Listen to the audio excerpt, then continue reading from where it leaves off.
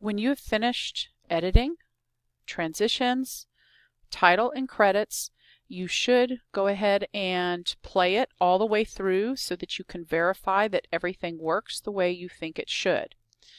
When you get to the end, the video should end immediately after your credits, okay?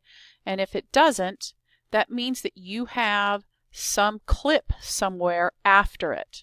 So you'll have to scroll along, and if you look up here at your timeline heading where all the numbers are, the timings, you can see yellow, red, and the red is where like the title is. It's also where your transitions are.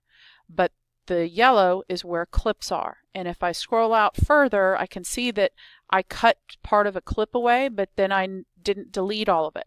So you've got to make sure that you get that. Otherwise, that gets exported in your movie as well. Just because it's way out there doesn't mean it's not part of it. So it should end on its own immediately after the credits. You will want to go to the File menu, Export Media, and it's going to pop up here. You have the different formats here, and preferably we want H.264, and we want to scroll down and find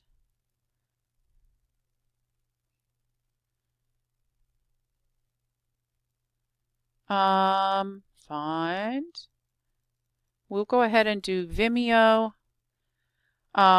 Obviously the P, the higher the number, the better quality it is. Okay, but also your quality depends on the clips that you brought in. So 720 is probably suitable unless you are unless you had HD clips coming in. Okay, so I'm going to go ahead and choose that. You'll want to click on the name to make sure that you are saving it to the correct place. So I need to go and find my video folder, and then I can name it, and this is where you would give it your period number and then the last names of all your, or actually just you, because everybody's going to be doing their editing, and then the name of whatever the assignment is. Okay, and once you do that and hit save, you know it's going to the right place. Video and audio are being exported. This is telling us the settings. Whoops. And we're ready to hit export. Now, if you wind up with some kind of an error message, then we need to choose a different file type because there's something, some sort of a codec missing on your computer. I am going to cancel this because it is taking a long time for it to export.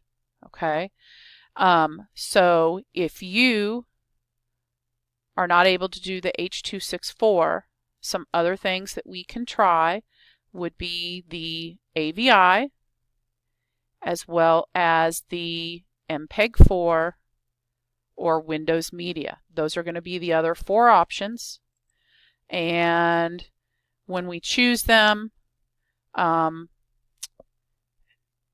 we'll leave it at that default for the AVI. For the MPEG-4, also at the default. And for the Windows Media, that's probably best what the default is there as well.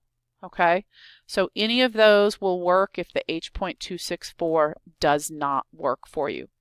And again, depending on the length of your movie, it can take anywhere from a couple of minutes to a couple of hours to export. So you have to make sure that you plan for that to happen.